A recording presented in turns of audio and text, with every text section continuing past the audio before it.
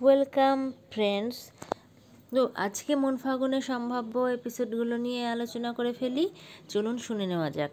তো আজকে যেটা প্রথম দিকে আমরা দেখতে পাবো, ওই একদম যারা প্রথম থেকে দেখছেন বা কিছুদিন আগের থেকেও দেখেছেন, তারা দেখেছেন যে যেদিন ঋষি পিহুকে বাড়ির থেকে বের করে দিয়েছিল, বেশ কিছুদিন আগের ঘটনা, তখন কিন্তু পিহু গিয়ে থেকেছিল ঋষির যে অফিস, সেখানেই আশ্রয় নিয়েছিল এবং সেখানে যে গার্ড আঙ্কেল ছিল তার সাথে পিহুর একটা খুব সুন্দর সম্পর্ক গড়ে উঠেছিল।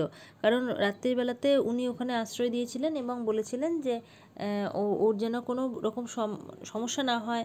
পিহুকে নিজের মেয়ের মতোভাবে ভেবে ওকে সারা রাত পাহারা দিয়েছিল। তারপরে ওখানে যে এসি ঘরটা আছে সেই ঘরটা খুলে দিয়েছিল, তো অনেক রকম হেল্প করেছিল। তো পিহু কিন্তু খুব ভালোবেসে ফেলেছিল সেই গার্ড আঙ্কেলকে, আর গার্ড আঙ্কেলও কিন্তু বেটি বেটি বলে ডাকে পিহুকে। তো একদম নিজের মেয়ের মতোই ভালোবেসে ফেলেছিল। তো এবার বিয়েতে এসেছে সেই গার্ড আঙ্কেল। তো গার্ড আঙ্কেল খুব সুন্দর একজোড়া কানের দুল উপহার নিয়ে এসেছে পিহুর জন্য। পিহু দেখে ভীষণই আনন্দ পায় এবং তার চোখ থেকে জল বেরিয়ে আসে। এটা আনন্দ, এই যে ভালোবাসা, এটার একটা আলাদা আনন্দ, আনন্দাশ্রু থেকেই আর কি এই চোখের চোখের জলের উৎপত্তি। তো তারপরে দুজনে মিলে অনেক কথা বলে এবং পিহু বলে যে কেন এত দামি উপহার কেন আনলো।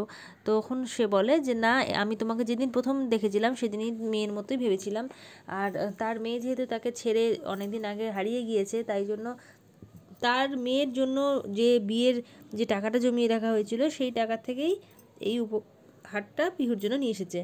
তো পিহু বাধ্য হয়ে সেটা অ্যাকসেপ্ট করে এবং দুজনকে জড়িয়ে ধরে অনেকক্ষণ ধরে কান্নাকাটি করতে থাকে। কারণ তারও মনে হয় যে সেই হারানো মেয়েটিকে ফিরে পেয়েছে এবং পিহুরও মনে হয় যেন সে তার বাবাকেই ধরে এই যে আদরটা পাচ্ছে বা এই স্নেহটা পাচ্ছে। তো এই একটা আবেগের ব্যাপার, এটা এক্সপ্লেন করা যায় না ভাষায়, তো এরকমভাবে আপনারা বুঝে নেবেন। তো সেই জন্য দুজনকে ধরে কাঁদতে শুরু করে। তখন রুষা ঋষিকে ডেকে দেখায় যে দেখ, তোর কবে থেকে এমপ্লয়ি এই ভদ্রলোক, কিন্তু তার সাথে কয়েকদিন মাত্র পিহু মিশেছে, তাতে করে এই যে সম্পর্কটা সৃষ্টি হয়েছে, এই সম্পর্কগুলো কিন্তু এমনি এমনি কেনা যায় না বা এমনি এমনি কোনোভাবেই পাওয়া যায় না।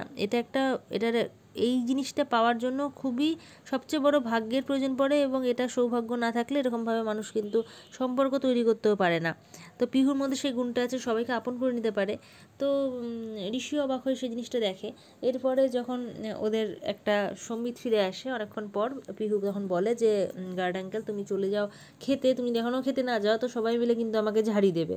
তো সেই জন্য সবাই মিলে ঝাড় দেওয়ার হাত থেকে রক্ষা পাওয়ার জন্য গার্ড আঙ্কেল চলে যায় খেতে, আর পিহুও ফিরে আসে মঞ্চে, মানে যেখানে ওদের বসার যে জায়গা সেখানে। তখন রুষা বলে তোমরা দুজনে বসে পড়ো, এবার সবচেয়ে কম বয়সী যে বাড়ির সে কিন্তু নাচ নাচ নাচ করে পরিবেশন করে দেখাবে। তো নৃত্য পরিবেশনটা কে করলেন? ঠাম্মি করলো। আর কোনটা করলো? আমি মিস ক্যালকাটা 1976, ওই গানের সাথে ঠাম্মি খুব সুন্দর একদম গ্রেসফুলি একটা ডান্স পারফরমেন্স একটা করলেন। তারপরে একে একে তো সবাই মানে প্রশংসা করছে ঠাম্মি এত সুন্দর সুন্দর করছে। তারপরে একে একে যে বাড়ির কিছু বয়স্ক মেম্বারও তার সাথে যোগদান করলো। তো করার পরে যখন মোটামুটি এইসব কমপ্লিট হয়ে যায়, তখন লাস্টে সবাই পিহু আর ঋষিকেও বলে যে ওদেরও একটা পারফরমেন্স আছে। তো ওরাও খুব সুন্দর করে করলো। কুছ তো হ্যায় তুঝসে রাবতা, যে বলির গানটা, সেটাই করলো। আর ওদের সাথে খুব ম্যাচ করে যায় কথাগুলো, যদি আপনারা জানেন তো তাহলে বুঝতে পারবেন প্রত্যেকটা লাইন পিহু আর ঋষির সাথে কিন্তু ম্যাচ করছিল ওদের জীবনের সাথে। তো সেটা যারা শোনেননি ওই গানটা তারা একটু শুনে নেবেন, তো বুঝতে পারবেন। খুব সুন্দর সিলেক্ট করেছে এই গানটা ওদের জন্য। তো সেই গানটার পারফরমেন্স খুবই সুন্দর হয়, আর রিপোর্টারদের সামনেও ওই পারফরমেন্সটা চলে। তো ওরাও এগুলো বাইট বা যেগুলো ক্লিপিং সব নেয়। তো এরপরে দেখা যায় যে সরি ফর দ্য ইন্টারাপশন। এরপরে দেখা যায় যে পিহু আর ঋষি দুজনেই বলে যে ঠাম্মির সাথে কিছু কথা আছে। তো কিছু কথা সেই জন্য ওরা বুঝতে পারে না, তো ওরা খুব একটা কথাটা শুনতে চায় না, উপেক্ষা করে। আর বুঝতেও পারে যে ওদের কথা মানেই তো কিছু না কিছু ঝামেলার কথা হবে, তো সেই জন্য রুষাদিও যে শুনতে চায় না। তখন লাস্টে পিহু ধমকি দেয়। এই ধমকিটা অবশ্যই আগে থেকে ঋষি শিখিয়ে রেখেছে যে এটাই বলবে, নইলে কেউ শুনবে না। তো বলেছে যে যদি তোমরা এই মুহূর্তে আমার কথা না শোনো তাহলে কিন্তু এই রিসেপশনের দিনই নতুন বউ বাড়ির থেকে বেরিয়ে যাবে। তখন সেই শুনে রুষা রেগে যায় যে কী বলছিস এসব। তখন প্রায় পিহু বলেই ফেলে যে আমি এটা বলতে চাইনি, এটা আমাকে মানে ডিসিশন শিখিয়ে দিয়েছে। এই কথাটা বলতে গিয়ে কোনো রকমে সেটা গিলে নেয় কথাটা। তখন বললো কী বললি বল বল। তো বলো না কিছু না কিছু না, আমি তোমরা শুনছো না কথা, তো তোমরা যদি আমাদের কথা না শোনো তাই জন্য এটা বলতে বাধ্য হয়েছি। তখন ঠাম্মি বলে যে আমার অত সময় নেই, আমার এখন দেখতে হবে ফুলসজ্জার সব আচার যেগুলো আছে সেগুলো রেডি হয়েছে কি না, দই মিষ্টি হ্যান ত্যান এসব জিনিসগুলো দেখতে হবে সব ঠিকঠাক আছে কি না। তখন ওরা বলে লাস্টে ফাইনালি ওরা বলতে পারে যে আমরা ফুলসজ্জার একসাথে থাকবো না, ফুলসজ্জার দিনটা আর কি থাকবো না। তো ঠাম্মি বিরক্ত হয়ে বলে যে সব কিছু রিচুয়াল পালন করেছিস আর এটা এখন বলছিস যে এখন থাকবো না, এ আবার কী কথা।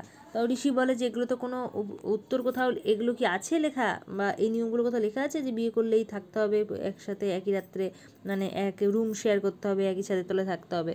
তখন ঠাম্মি বলে যে সবাই যে ঠাকুমাকে ঠাম্মি বলে এগুলো তো চলে আসছে দীর্ঘদিন, তুইও তাই জন্য বলিস, এটা তো কোনো নিয়ম কোথাও লেখা আছে। তো তেমনই এই বিয়ে করে একসাথে থাকতে হবে বা ফুলসজ্জা করতে হবে এই জিনিসটাও কোথাও লেখা নেই, যুগের পর যুগ চলে আসছে তাই জন্য এটা হয়ে আসছে।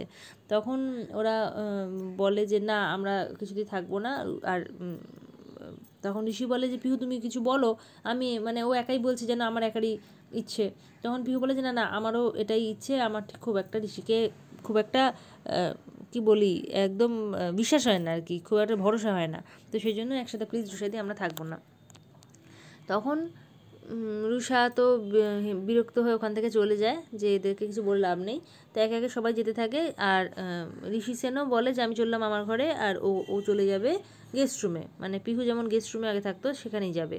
তো সেখানে এবার এইটা বলে যখনই এক দু পা এগিয়েছে তখনই দেখে যে ঠাম্মি ওখানে অজ্ঞান হয়ে পড়ে যায়, মানে যেখানে কথা হচ্ছিল সেখানে অজ্ঞান হয়ে পড়ে যায়। তো এইটা এখন হওয়াতে এটা একটা প্রেশার ক্রিয়েট করা সম্ভবত, মানে ঠাম্মি সম্ভবত প্রেশার ক্রিয়েট করেছে এটা। আসলে নিশ্চয়ই এরকম ঘটনা ঘটেনি বলে আমার মনে হয়, সেটা পরের এপিসোডেই অ্যাকচুয়ালি জানা যাবে, যাতে ওরা বাধ্য হয়ে ইয়ে করে একসাথে থাকে।